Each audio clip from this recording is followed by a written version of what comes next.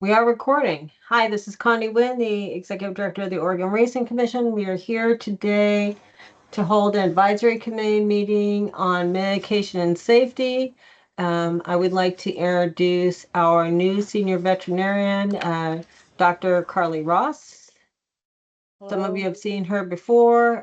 She will be with us all summer, and we're super excited to see her. Dr. Lombard will be working with her at some of the meets this summer, not all of them, so you may see her around as well this summer. And you will also probably be seeing Dr. DeBess, who many of you know from Portland Meadows. All right, so they're here to answer any questions. I do want to start with, let's start with the easier one first, which is actually, here comes our commissioner, Dr. Kinsley. We've got all the vets here today.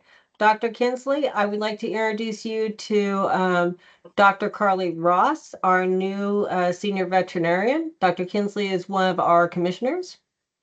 And I also don't believe that you've met Dr. Alice Lombard, who has done some contract work for us and was our primary vet last summer.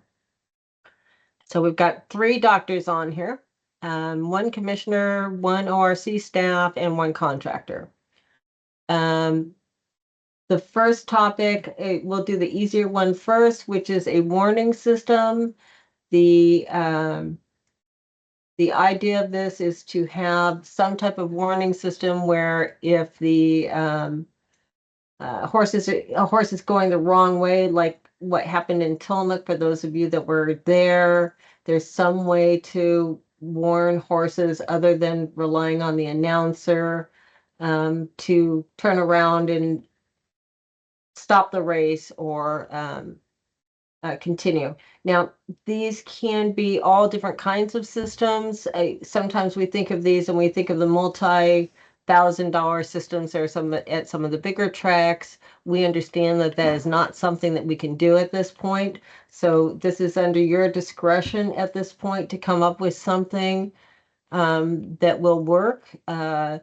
Mike Twiggs will consult with you on that if you need any consulting on that. But it can be anything from as simple as having a couple blowhorns in different places on the track to some type of light. Those were some of the recommendations I've heard before. Any other ideas, Mike? No, I think that covers it.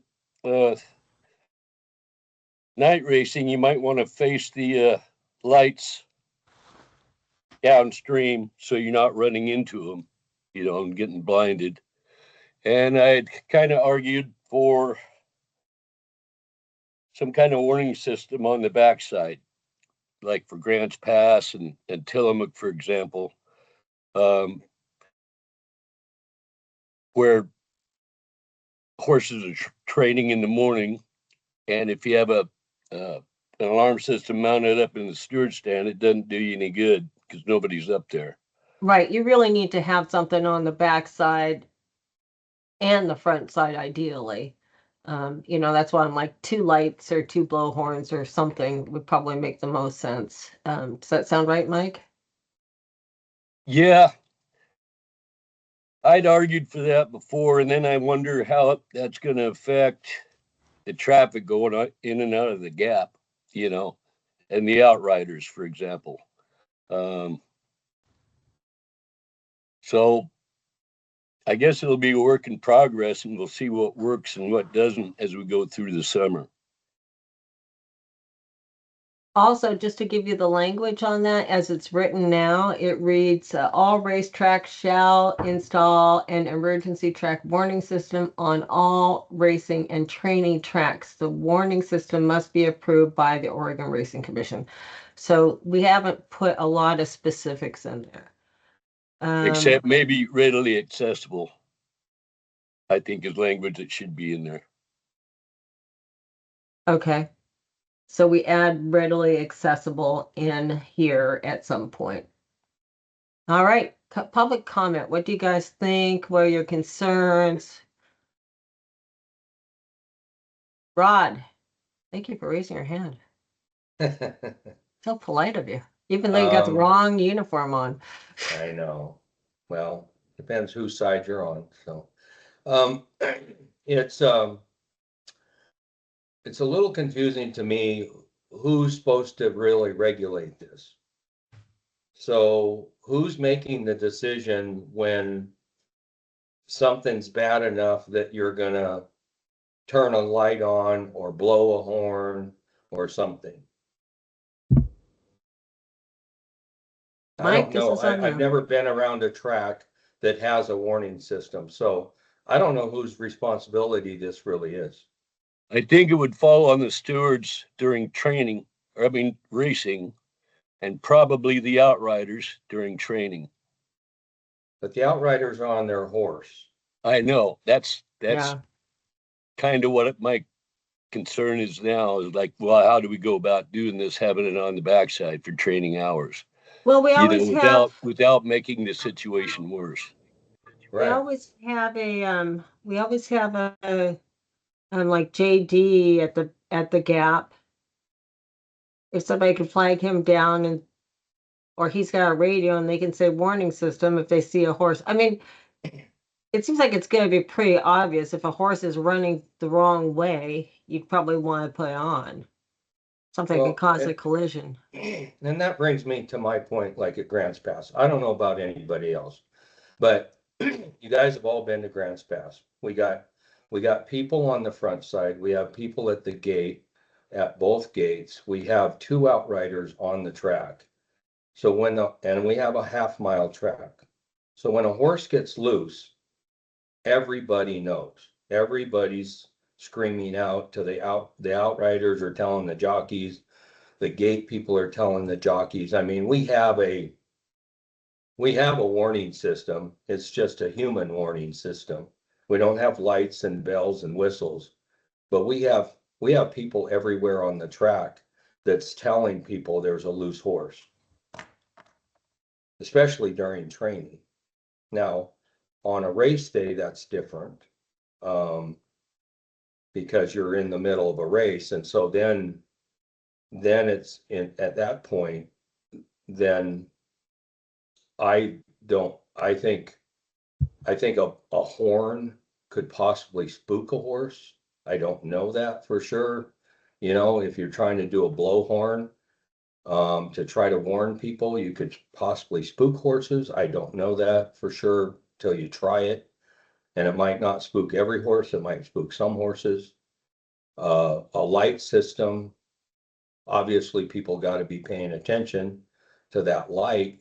Just one light on the track isn't, in my opinion, going to work. You're going to have to put one at every turn and on at least four places on a racetrack in order to get coverage on that, which is going to be expensive. And I don't know who has the money to do that. Doug?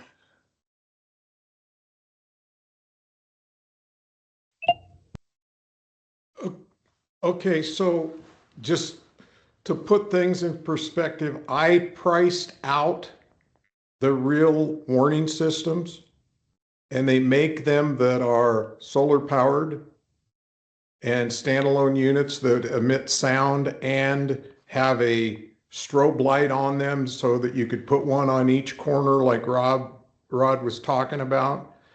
They come with a wireless control that would go to the stewards and also a hand packable control that could be given to the outriders. Total cost for 3 units was $14,900. So counting the control, that's with the controls and everything, portable to where they could be used at every track, right? All you have to do is figure out how to transport them from Grants Pass to Prineville to Tillamook, and to Union, okay? For the small tracks, they could probably go in the parimutuel trailer that we're already paying to have transported. We'd have to figure out the trick would be 2 Grants Pass from Tillamook and to Grants Pass following Union. Okay, but that's the cost, 14,945. That's a quote from Racing Systems International in Florida. Okay, my fear is, and we talked about a bullhorn and everything else. Well, first of all, if I give Mike Twiggs a bullhorn and he starts blowing it into my grandstand next to my announcer, I'm not sure that's going to have the desired effect. The other thing is that now you get a horse loose on the track and the riders hear the bullhorn, and instead of riding the race, they quit riding, and you end up with a no contest with a horse that the outriders should have picked up by the time they get around the corner in most cases anyway. And I get nervous when somebody other than the state stewards are the ones blowing the horn because how it affects the outcome of the race. I think the warning lights on the infield are because then it becomes consistent from meet to meet and the riders know what's going on. So I'm more of a, let's figure out how to do it right if we're going to do it. And if we can't do it right, don't do it at all. Randy.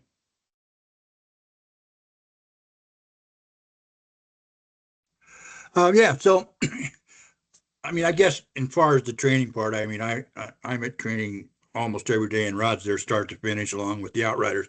So I agree with that part. I mean, horses do get loose, but it's all over the track the second it happens. So I mean, I don't see that as the big issue. And as far as I talked to a number of different horsemen about it, and everybody was a little concerned about an air horn type of situation during racing, just from the standpoint of you don't want to turn an already potentially bad situation into a worse situation by freaking another horse out and having it go completely off, and who knows what happened. So I guess that was everybody's kind of or general thought. Everybody thought the idea of lights were a good thing if if that were to be implemented. I mean, I even suggested to Rod that before I heard what Doug just said, that a guy could probably go to the local PD and the local sheriff's department and say, what do you guys do with the old light bars that you used to have on top of when you get a new vehicle? They don't transfer them. They're always new when they come with the car. So there's probably some laying around someplace they'd probably just about give us. And something like that mounted at the track would obviously, attract a lot of attention. So those are my general thoughts. Again, if we want to go with the route of buying one unit and transporting it, the logistics will be the biggest problem, and of course paying for it. So, all right, that's all I got. Thank you. Alice, Dr. Lombard. I think to Doug's point, it's kind of a keep it simple here. If we don't do it right, let's not do it. But I also feel like there's a big stakeholder here that's missing from this conversation, and that's the jockeys. And they might have good ideas about what would work well for them because they're the people on the track on those horses or off those horses when this happens. And going back to making sure that we do our safety meetings at the track every weekend at the different meets and sitting down with all the stakeholders to figure out what's going to happen that weekend is probably more important than any of these lights or sounds or things that we're doing. It's everybody's on the same page about what the plan is. And Commissioner Fowler, I'm not sure if you can hear or not. You might be on another call, but I'll just wait until we see you again. I catch her up on the first part on the 15,000. Any other thoughts or questions?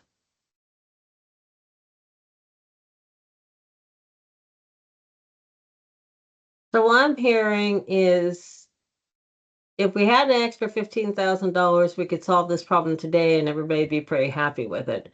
Without that, it's going to become more complicated. Yes. Okay. That's I wish I could get Lindsay's concern, but I think she's on a phone call. Commissioner Kinsey, do you have, oh, there you are. So Commissioner Fowler, one thing you didn't hear is at the very beginning, Doug Smith had priced out a professional system which runs on solar, would cost $15,000 and it could be transported to all the meets. Oh, Now, what we haven't addressed is who has the $15,000. gotcha. That would be $3,000 each, basically. So if they can't do that, their feeling is we're probably better off not to do anything because we don't have a good, consistent way to do it otherwise. Commissioner Kinsley, do you have any comments or concerns? What are your thoughts on all this? You've been at other tracks. I mean, I guess I agree with trying to find out what the jockeys are concerned with as far as what's going to be the best visual for them, as to seeing that and understanding that. And then I also understand the concerns associated with a bullhorn and horses spooking. And so we don't want more horses running free and jockeys being thrown from their horses. So I understand all of those concerns. It doesn't see like, I know that 15,000 might be quite a bit, but it's not actually that much in the grand scheme of things, especially if it can be used for multiple years. It's just a question of, does it function for each track, and is there a way to transport it between the different tracks? And that I'm unsure about. I think prioritizing rider safety is important for this entire group of people that are here. And so again, I don't disagree that if we can't do it well, or we can't be consistent between the different tracks, it may make it difficult for everybody to understand what signal's being used. And so to be able to have it standardized, I think is also important for the riders as well as the stewards. So those are my initial thoughts thinking about it. Doug, do you know about how big this system would be? I mean, are we talking about something that has to go in a pickup truck, or can it go in the backseat of a car? Is this something that Mike could haul around from one to another, or is it something that we need a bigger vehicle for? So I would say it's pickup truck size, and and I just forwarded you the quote, Connie, on your email. There's There's just a dollar amount. There's no attachment on it. I'm right. wondering if you're gonna. So the controllers are basically keypads. All right. And the units are basically a 2-foot square that stands. So there's 3 receiving units, the warning units that would go at 3 different spots on the racetrack. You could add more units if you wish to. They're about $4,000 a piece. And so you're probably talking about a pickup load of stuff, not a semi-load, a pickup load. And there would be 3 receiving units and the controls. And if you go, there are pictures of them. If you go to the website, RC, I think it's Racing Systems International. RSI, their website. Yeah, I can look at it. I think the biggest problem is, does everybody have $3,000 each that they can put into this without getting additional money from the Racing Commission? Because right now we don't have it. We may have it in the future, but today we don't have it.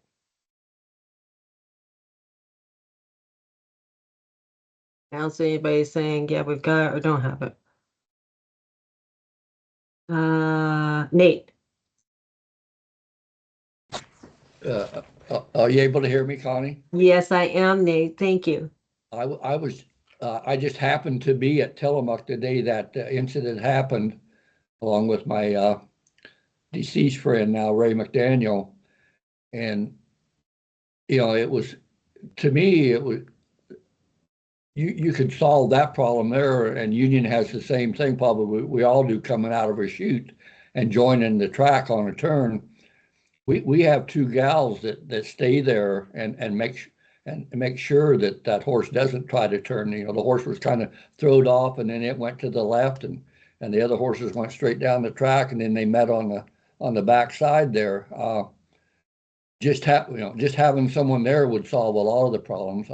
I agree with everybody that a horn's not a good answer, especially in Union. We have a rodeo going on at the same time almost, and they're always blowing the horn for the time of a rider on, and so that probably would be hard to make work. But I think a really simple lighting system of some kind, if we all work together, could come up with something that would do the job and not spend $15,000.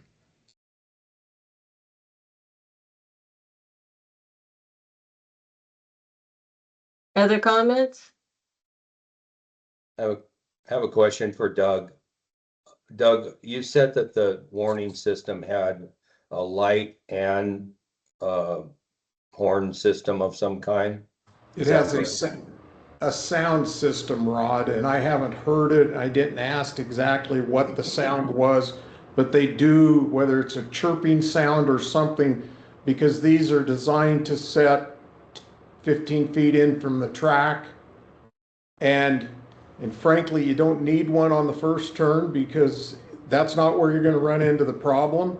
It's when you get to the back stretch or the far turn on all of our tracks is where you've got to warn. So, you might cut it down to 2 receivers, maybe 3, but once they get to the front side is where it's really. You don't know if you could turn off that alarm system and just have the lights probably, do you? I think you probably could, but I can't answer that. I think maybe I would guess there's a way for the stewards when they turn it on to turn on the horn, turn on the lights, or turn on the lights and the noise. Okay. Is what my assumption would be. I would think that as this company only makes them for racing, that whatever sound they have is proven to be okay. Maybe that's ignorant of me.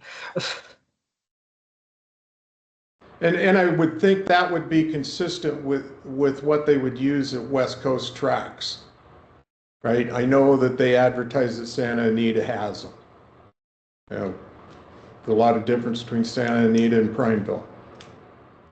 So as a follow-up for this, we still have a hearing on this. It's going to go back to the commissioners. We've got 2 commissioners on here right now.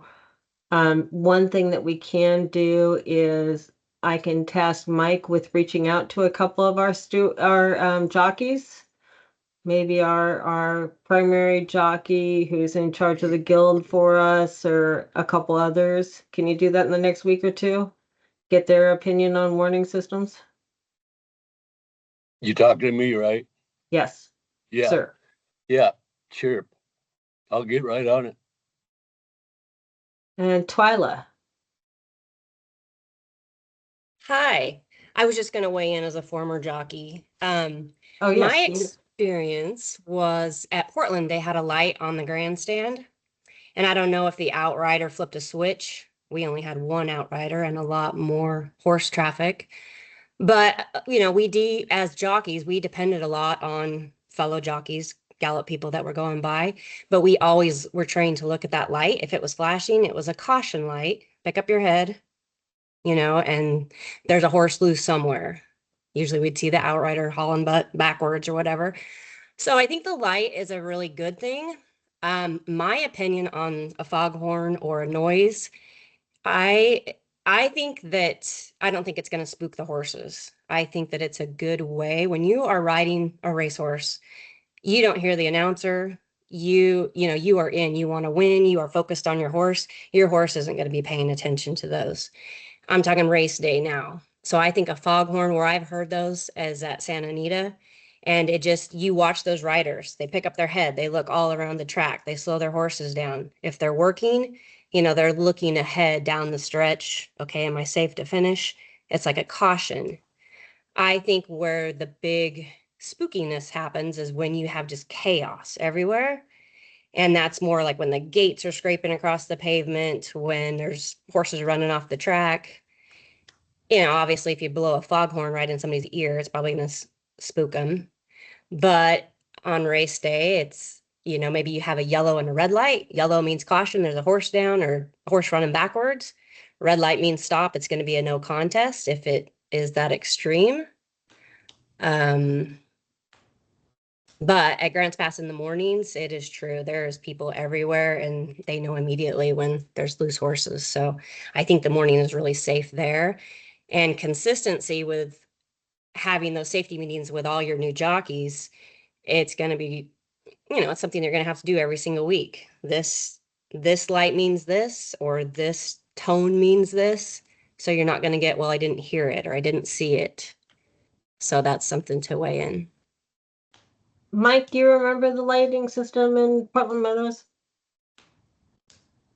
Yeah, we operated it from the steward stand. But for the last number of years, it didn't work. And they never did repair it. But yeah, it was up high, of course, because it's right outside the steward stand. So, you can see it, if you're looking for it, like Twyla was saying. It's not obscured by infield, buildings or whatever. Was that just a regular orange light? Wasn't anything fancy? Nothing fancy. It was like the cop car light, the rotating, like Kinsley had mentioned. And power was always applied, so you just flip the switch and you're up. And that doesn't sound like that would cost any money at all. I mean, that really doesn't sound like that would be that much. Do we have somebody that may want to look into something like that? And of course, we'll still talk to the jockeys. More jockeys. Now at Portland, the steward stand was front and center, right up above the racetrack. Now, some of these steward stands don't have that. So, there'd have to be some cabling, I think, strung, like Grants Pass, for example, out to the edge of the grandstand, the front edge, so you could see it. So there's some cost doing that as well.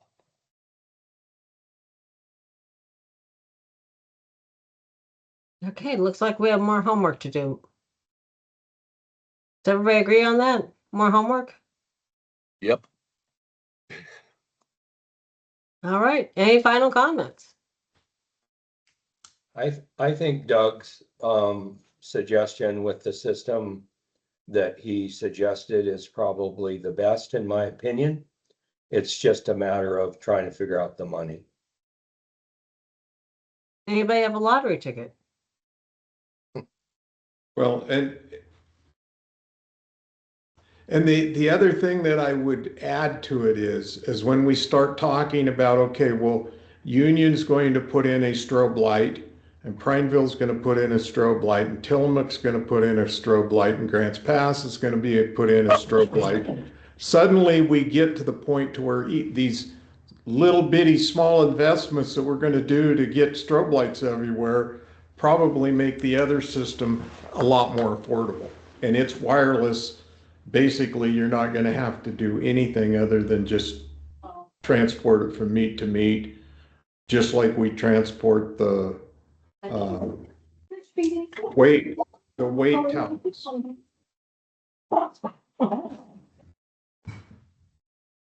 Other comments? Malia? Can you mute, please? Although it sounds like she's having all kinds of fun with her cutie. Other comments? Yes, Connie. I just wanted to say I thought you needed to mute. Unless that was somebody else with a cute little kid. Nope, it's me. Thank you. You're welcome. We all want pictures now, though. Anything else? Commissioner Fowler, any other final comments? Dr. Ross? If nothing else, I think we're done. We'll go do more research and see where we go from here. We'll have a discussion with the next commission meeting. All right. Thank you very much. I really appreciate all your feedback. And that's how we make things work, right? Thank you. And thank you, Doug, for taking the initiative to do some research on that. All right. Bye-bye, everyone.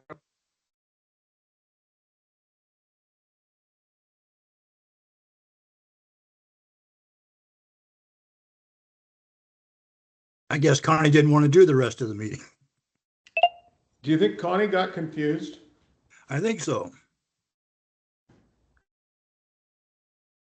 So I guess we just stay here and ask her to come back.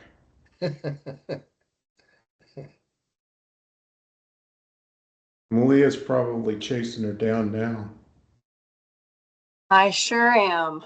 I'll have her back on in a second.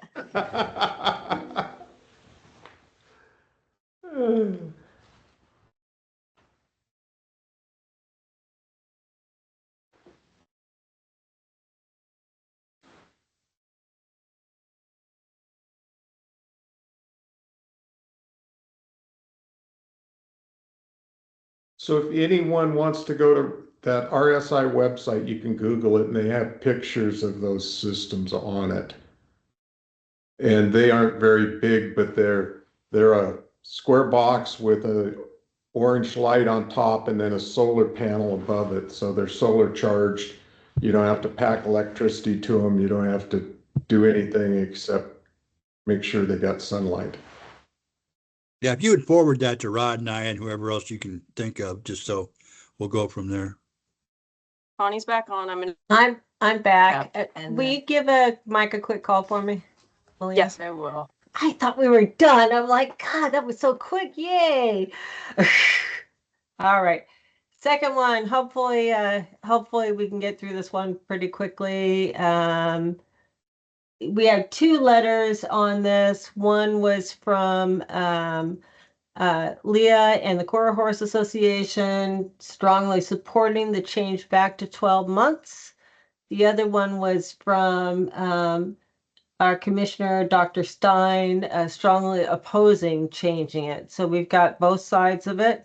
I have a feeling most of the people on here are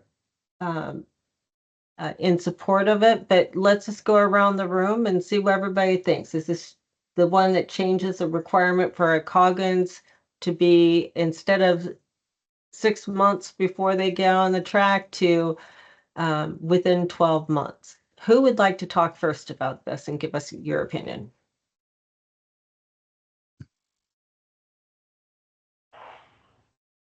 Mr. Lowe.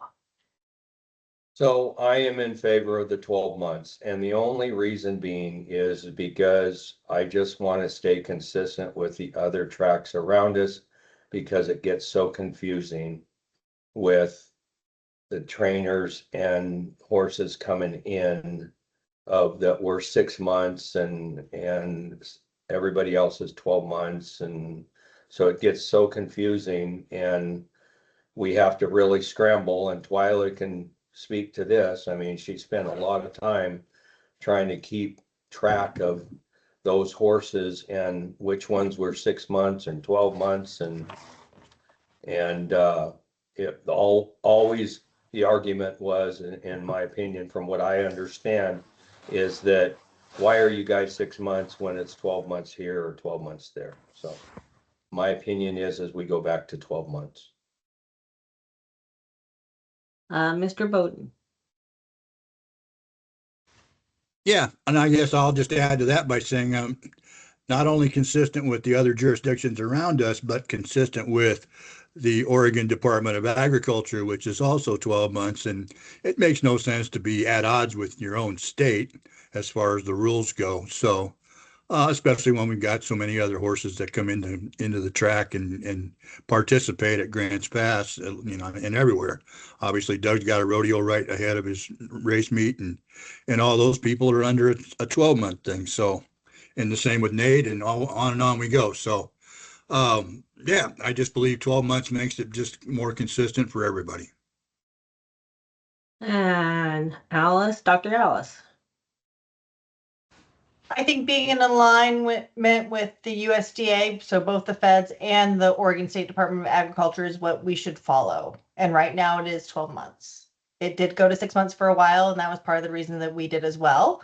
But right now it is 6 months, or it's 12 months, and I think we should follow the leaders. And Doug, let me guess, you're going to say 6 months. No, so my belief is that if it was a something that prevented the disease, I would probably say make it more frequent. But because all we're doing is a test that doesn't prevent the disease or anything else, we need to follow the jurisdictions of the other states around us, and that's 12 months. Dr. Ross, I know that you're new in this game, but do you have any comments?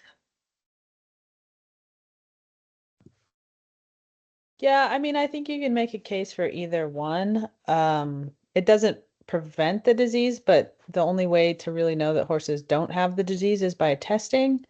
And I think 12 months is probably fine. But if there is ever to be a horse that, an outbreak at a racetrack, then people are going to wonder why we don't require 6 months. So I don't know. It's not an expensive test. It's not hard to do. So I don't know. I guess I can be swayed either way. That an ounce of prevention is worth a pound of cure, but it's very rare that you get positive. So I think 12 months is probably fine. I'm just gonna give my own 2 cents on this too. I don't have as much in the game, although I have seen tracks who've had to close down from this, and it's quite devastating, obviously. I know many of you have as well.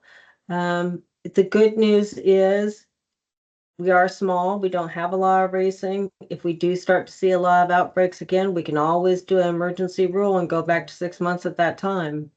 I tend to kind of think that's probably the wisest way to do it, like we did last time, is something came up, we had some concerns. We didn't know that it was going to end up just being one hospital. We were proactive. We went to 6 months. It settled down. We go back to 12 months now.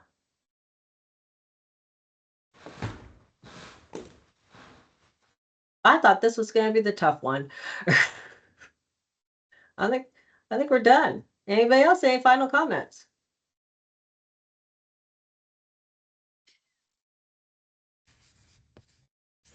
And Mr. Smith, you're on mute.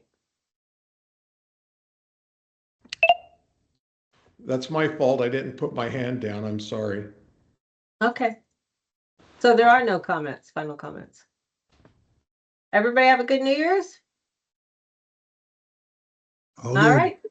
I want to thank everybody for your time. I appreciate it. I appreciate the fact that we're pretty much all on the same page here and going forward. And if things change, we're ready to change and be conservative. If they don't, we'll just keep an open eye. Sound fair? Sounds good. Sounds All right. good. Have a great day, everyone. Thank you. Yeah. Thank you.